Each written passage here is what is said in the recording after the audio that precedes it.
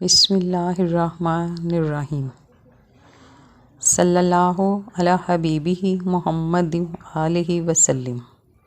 Islamic narrative کے محترم ناظرین، السلام علیکم ورحمۃ اللہ وبرکاتہ۔ ہماری آج کی ویڈیو کا موضوع ہے درود پاک۔ درود پاک پڑھنے والے کو قبر میں کیا انعامات ملتے ہیں۔ رسول اکرم شفیع اعظم صلی اللہ علیہ وسلم نے فرمایا، ہر بمقصد کام جو بغیر اللہ تعالیٰ کے ذکر اور بغیر درود پاک کے شروع کیا جائے وہ بے برکت ہے اور خیر سے کٹا ہوا ہے۔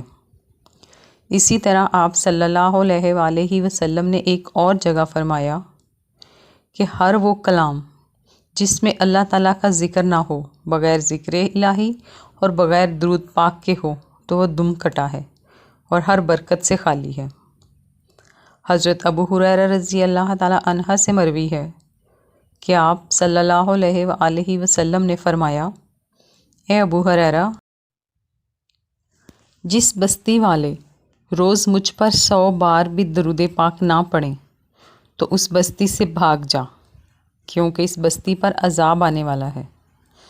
سیدنا ابو سعید خضری رضی اللہ تعالیٰ عنہ فرماتے ہیں کہ رسول پاک صلی اللہ علیہ وسلم نے فرمایا، قبر یا تو جنت کے باغوں میں سے ایک باغ ہے یا دوزخ کے گھڑوں میں سے ایک گھڑا ہے۔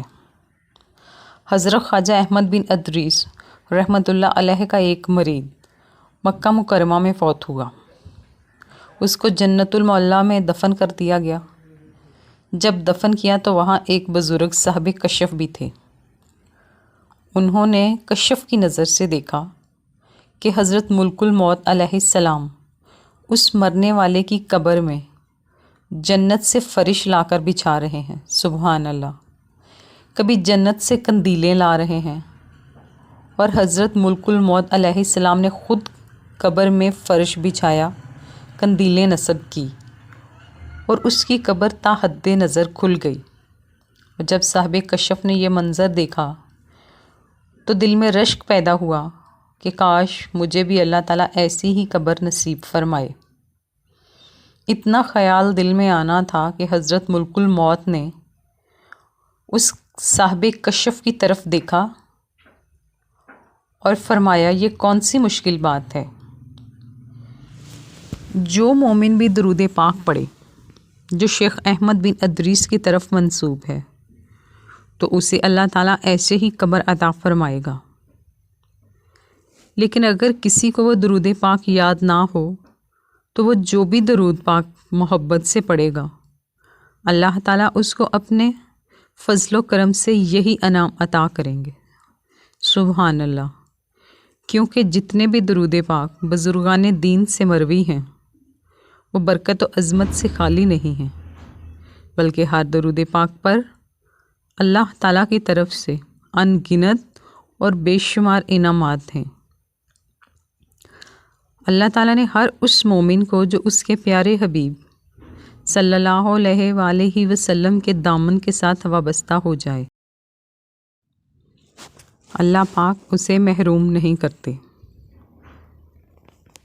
سیدنا عمر فاروق رضی اللہ تعالیٰ عنہ نے فرمایا کہ دعا زمین اور آسمان کے درمیان روک دی جاتی ہے جب تک کہ حبیب پاک صلی اللہ علیہ وآلہ وسلم پر درود پاک نہ پڑھا جائے، یہ اوپر نہیں جاتی۔